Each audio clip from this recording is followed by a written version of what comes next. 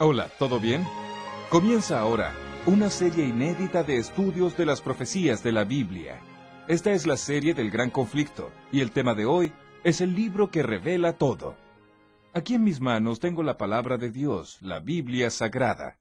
En el capítulo 1 del Apocalipsis, en el versículo 3, leemos: Bienaventurado el que lee, y los que oyen las palabras de esta profecía, y guardan las cosas en ella escritas, porque el tiempo está cerca.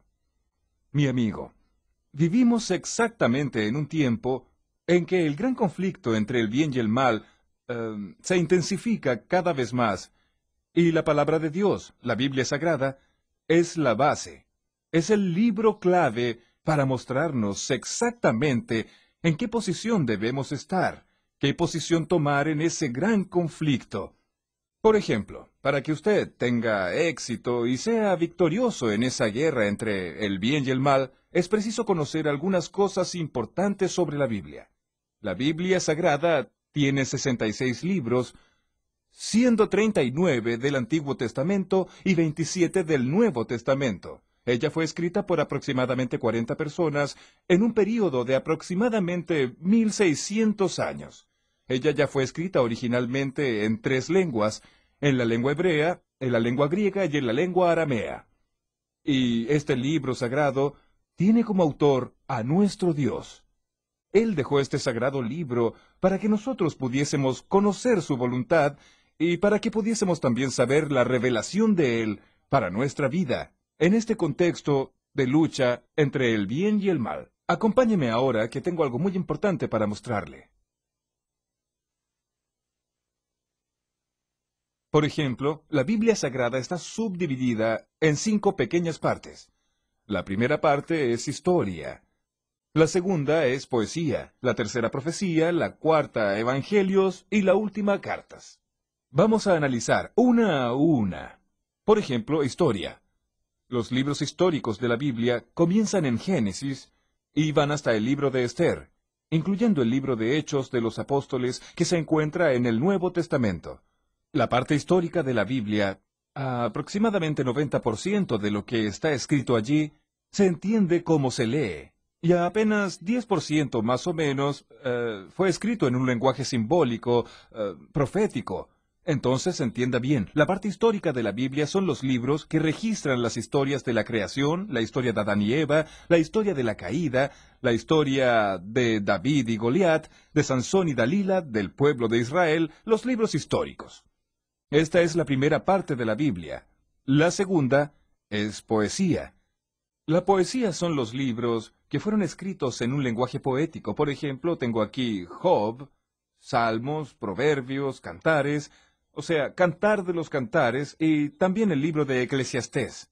Esos libros son poéticos, y de todos ellos la poesía más conocida se encuentra en Salmos, que es el Salmo 23, ¿recuerda?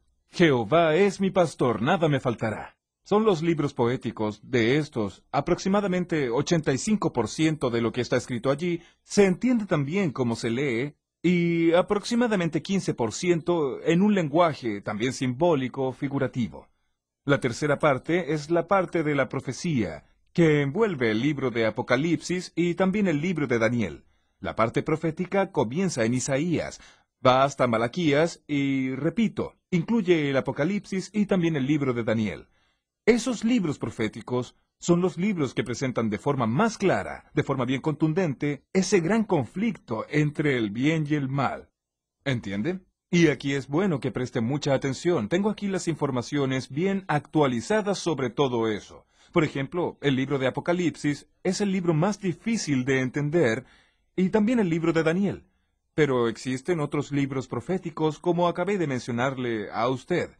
Esta es la tercera parte de la Biblia, y 95% de la profecía no se entiende cómo se lee. Vea, los libros históricos y poéticos, si usted lee en esos libros, agua es agua tal cual. Si usted lee mujer, es mujer tal cual. Viento también es eso mismo. O sea, se entiende cómo se lee, pero en la profecía no se entiende cómo se lee. Agua significa otra cosa, mujer significa también otra cosa, y así sucesivamente. La cuarta parte de la Biblia es la parte de los Evangelios. Los Evangelios son 4: Mateo, Marcos, Lucas y Juan. Esos libros narran la vida de Jesús desde su nacimiento, también su sacrificio, su muerte y su resurrección, y hablan también de la vuelta de Jesús. En el caso de los Evangelios, 85% de ellos se entiende como se lee, y aproximadamente 15% es lo que la Biblia presenta como parábola. Son las parábolas.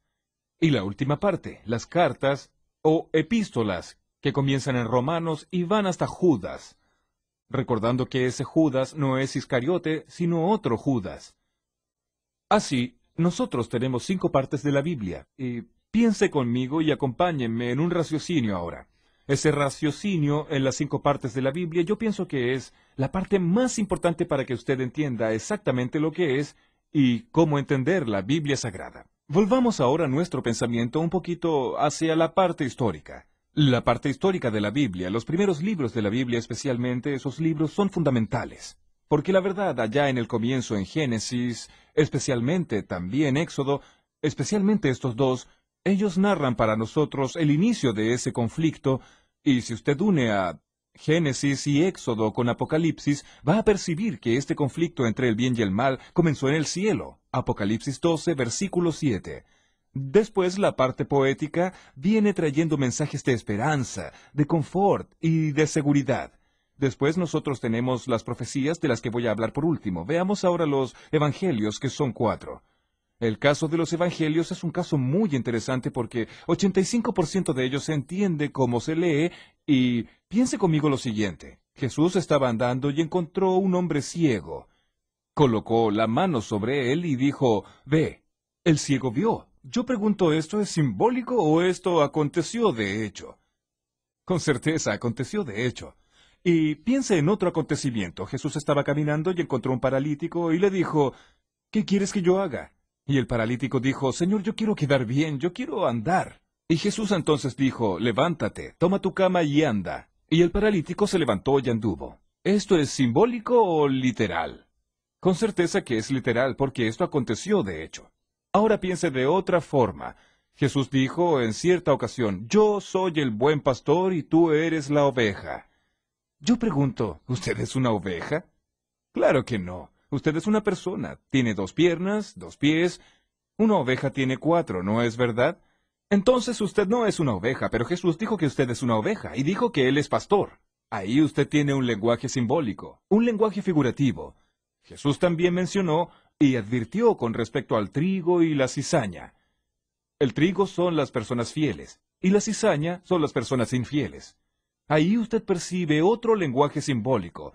Claro que usted no es trigo y usted tampoco es cizaña, pero estas palabras revelan la característica o características de aquellos que son fieles y de aquellos que son infieles. Así usted percibe que los evangelios, 85% se entienden como se leen y 15% no se entiende cómo se lee, son las parábolas. Y las cartas también.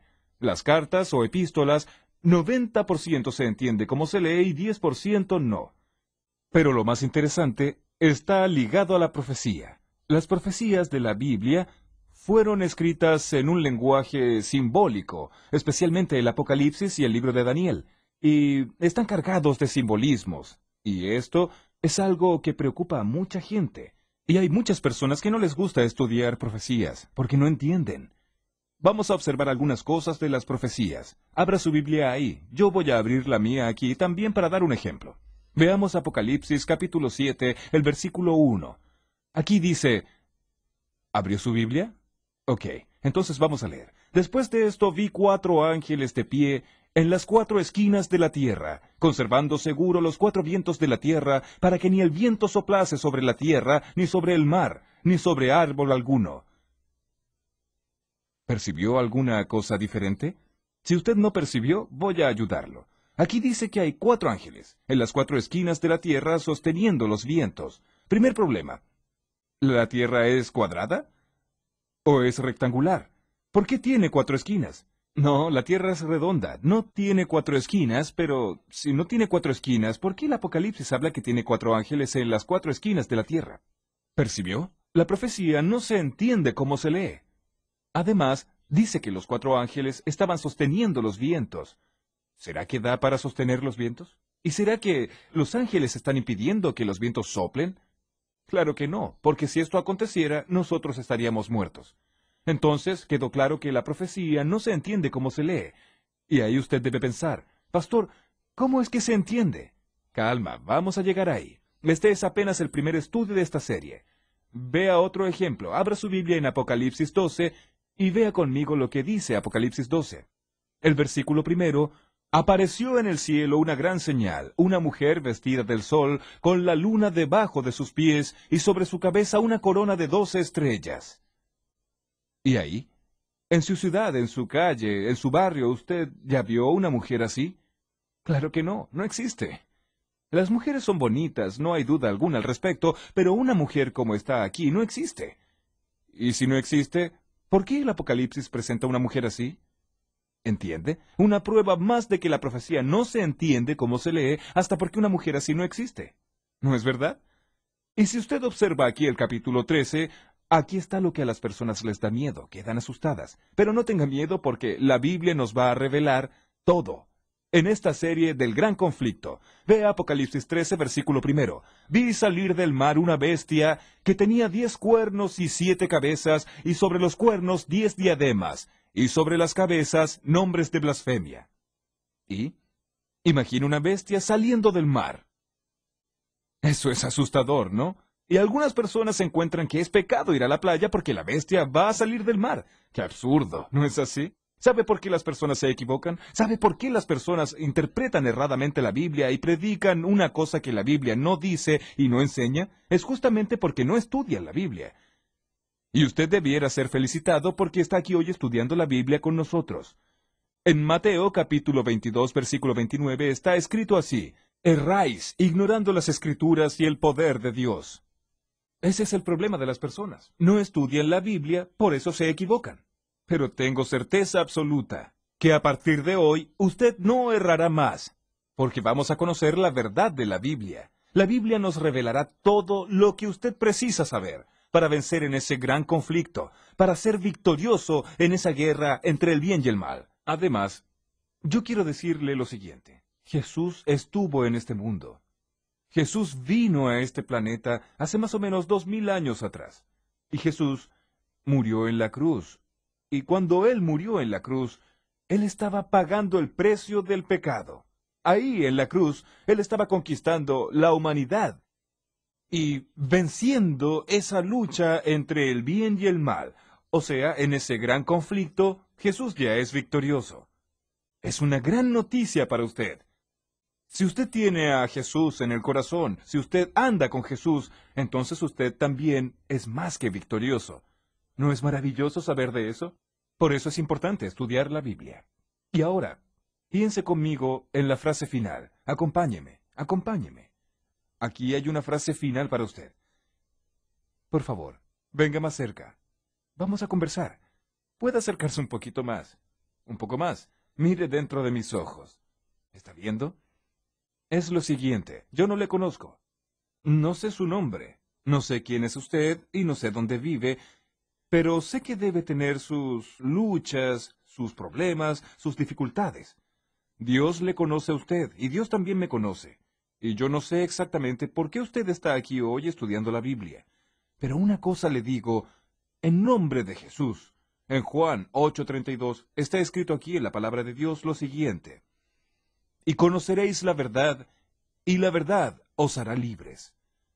Si usted conoce la verdad a partir de ahora, si usted hace esta serie completa, usted va a conocer toda la verdad y Dios va a liberarle, va a transformar su vida, va a hacer de usted la persona más feliz del mundo. Y en ese gran conflicto, usted será victorioso, será victoriosa. Preste atención, mi amiga, preste atención, mi amigo. Yo voy a orar por usted. Y Dios le dará victoria en este día y en esta serie de estudios bíblicos. ¿Usted no quiere aceptar? ¿Hacer el curso completo? ¿Y no quiere tener a Jesús en el corazón? ¿Y usted no desea ser victorioso también en esta guerra entre el bien y el mal? ¿Qué pregunta estoy haciendo? Claro que usted desea. Claro que usted quiere. Y si usted así lo desea, si usted quiere esto, entonces cierre sus ojos y vamos a hablar con Dios. Querido Padre Celestial, muchas gracias por este primer estudio de tu palabra. Es la lámpara para nuestros pies y luz para nuestros caminos. Ella revela a Jesús, aquel que ya venció en la cruz, en nuestro lugar. Ayúdanos ahora a conocer mejor tu palabra y a andar en tus caminos. Bendice a esta persona que está orando conmigo en este instante y envía al Espíritu Santo para hacer un milagro en la vida de esta persona que tanto lo necesita. En el nombre de Jesús. Amén. Es el tiempo, ya Cristo